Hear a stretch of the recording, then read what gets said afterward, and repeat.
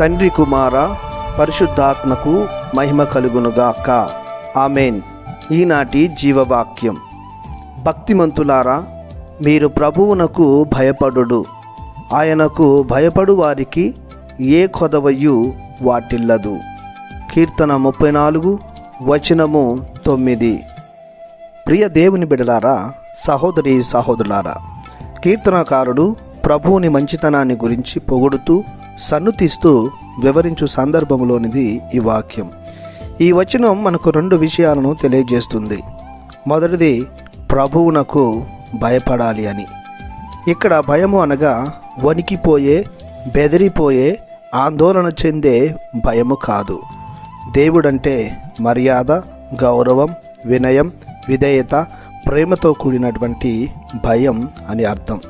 దానినే దైవ భయం అంటారు. దైవ భయం ప్రతి ఒక్క భక్తునికి తప్పనిసరిగా ఉండాలి. లేనట్లయితే అలవర్చుకోవాలి. ఎందుకంటే మానవులమైన మనం బలహీనులం, నీటి మీద బుడగలాంటి వారము, పుష్పించి వాడిపోయే పువ్వు లాంటి వారము.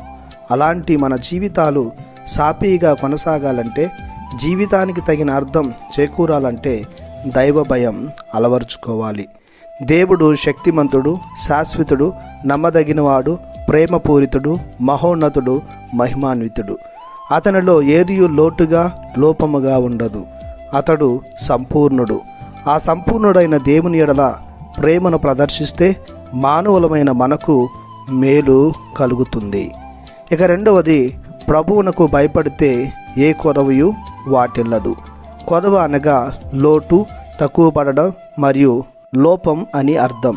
మానవునిలో ఉన్న ఈ లోటుపాట్లు తొలగిపోవాలంటే ఆయన యందు పరిపూర్ణ దైవ భయమును అలవర్చుకోవాలి, ప్రదర్శించాలి. తను నమ్మిన వారిని, తన్ను ఆశ్రయించిన వారిని తానే సకలం అయ్యి ఆయనపై ఆధారపడు వారిని ఆయన తన ఆశీర్వాదాలతో నింపును. ఆయన యందు భయం కలిగి ఉండటం అనగా విశ్వాసం, ప్రేమ, నిరీక్షణ కలిగి జీవించడం. తనను విశ్వసించి ప్రేమించి ఆయనకై నిరీక్షించు వారికి తన పరలోక కిటికీలను తెరిచి ఆశీర్వాదాలను అమితంగా దయచేస్తాడు. బలహీనతలు, రోగాలు, రొచ్చులు, లోటుపాట్లు, ఆర్థిక అసమానతలు అన్నింటినీ తొలగిస్తాడు. పరిపూర్ణ వ్యక్తులుగా తీర్చిదిద్దుతాడు. తన పవిత్ర ప్రజల సాంగత్యాన్ని దయచేస్తాడు.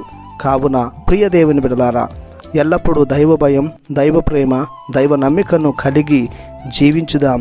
ఏ కొదవయో వాటిల్లకుండా దేవుని నుండి ఆశీర్వాదాలు పొందుకుందాం. ప్రార్థించుదాము.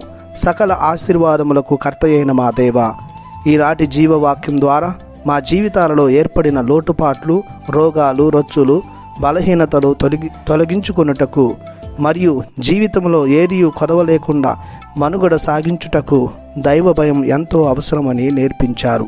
కావున మేమెల్లప్పుడూ మీ ఎడల ప్రత్యేక శ్రద్ధను కలిగి మిమ్ములను ప్రేమించి సేవించుటకు కావలసిన అనుగ్రహములను మాకు దయచేయమని మీ ప్రియ కుమారుడు యేసుక్రీస్తునాథుని పరిశుద్ధ నామములో అడిగి వేడుకొనుచున్నాము తండ్రి. ఆమెన్. దేవుడు మిమ్ము దీవించునుగాక. ఆమెన్.